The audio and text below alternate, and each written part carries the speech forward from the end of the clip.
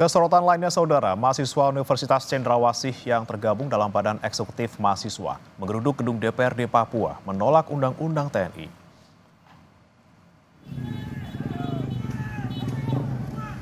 Dalam aksinya, mahasiswa mendesak mencabut Undang-Undang TNI yang baru disahkan DPR pekan lalu.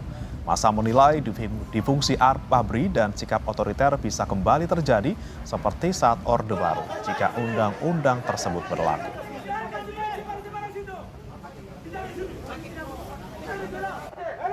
Kebebasan kepada masyarakat sipil untuk mengisi semua aspek, bukan TNI menguasai.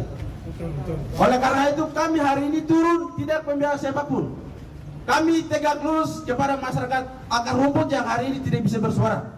Bahwa era Presiden kedua Soeharto itu dilensir karena rezim otoriter. Kepemimpinan saat tahun ini terjadi kembali masa Orde Baru. Aksi menolak Undang-Undang TNI terjadi di sejumlah daerah di Pematang Siantar, Sumatera Utara. Massa dari beberapa universitas menggelar aksinya di gedung DPRD Pematang Siantar. Massa menolak berlakunya Undang-Undang TNI karena dianggap bertentangan dengan prinsip demokrasi. Di tempat lain, unjuk rasa penolakan pengesahan Undang-Undang TNI di Karawang, Jawa Barat berujung ricuh.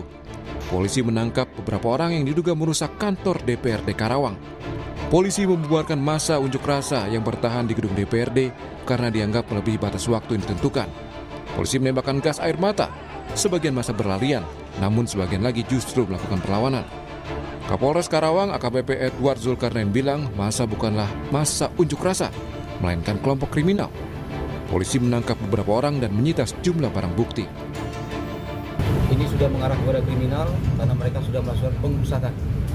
Kami polisi persuasif, Ditlet sudah melakukan tindakan represif, tapi mereka melakukan perusakan di gedung DPRD Kabupaten Karawang. Ada beberapa orang yang kami amankan, sampai saat sekarang saya belum bisa tahu jumlahnya berapa.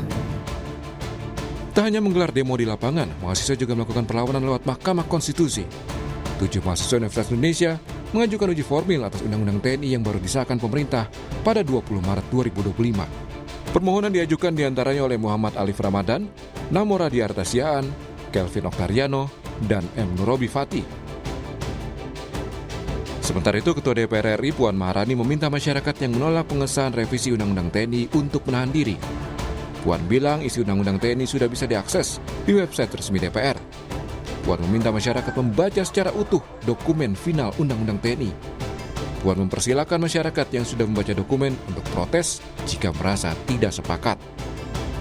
Pertama, ini baru selesai disahkan, kemudian penomorannya pun baru selesai dinomerin.